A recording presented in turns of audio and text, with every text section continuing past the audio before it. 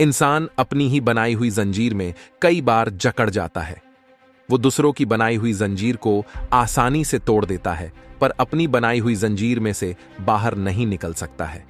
इस कहानी जिंदगी का सबक में यही बताया गया है। यूनान में प्राचीन समय में एक बार दुश्मन देश ने आक्रमण कर दिया।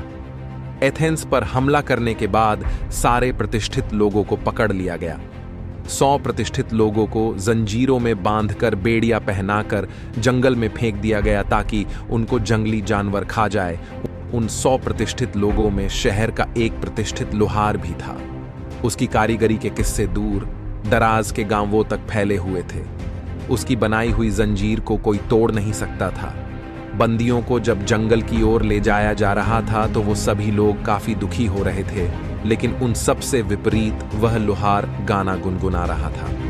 उन बंदियों में से एक ने कहा, तू मुस्कुरा रहा है, गाना गा रहा है, तू पागल हो गया है क्या?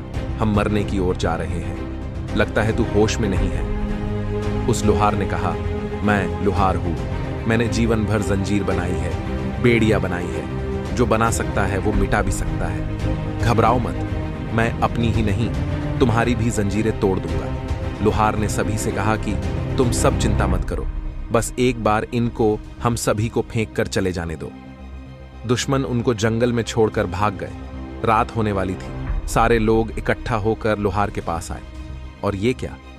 लोहार तो रोने लगा। सभी लोगों ने पूछा, क्या हुआ? अभी कुछ समय पहले ही तू गीत गा रहा था, अब तुझे क्या हुआ? लोहार ने कहा, ये जंजीर नहीं टूटेगी, ये तो मेरे द्वारा बनाई गई जंजीरें हैं, इनको तो कोई भी नहीं तोड़ सकता है। इनके ऊपर तो मेरी मोहर लगाई हुई है, किसी और की होती तो मैं तोड़ देता, लेकिन ये तो मेरे द्वारा बनाई गई जंजीरें हैं, अब कोई इलाज नहीं है। गिरफ्तार किए गए लोगों में से एक करके सभी की मौत हो गई, लेकिन सबसे दर्दनाक मौत उस लोहार की थी जिसने ये सारी जंजीरें बनाई थी। हम सभी भी इस लोहार की तरह अपनी ही बनाई मोह, माया, ईर्ष्या की जंजीरों में जकड़े हुए हैं, जो कभी भी टूट नहीं सकती।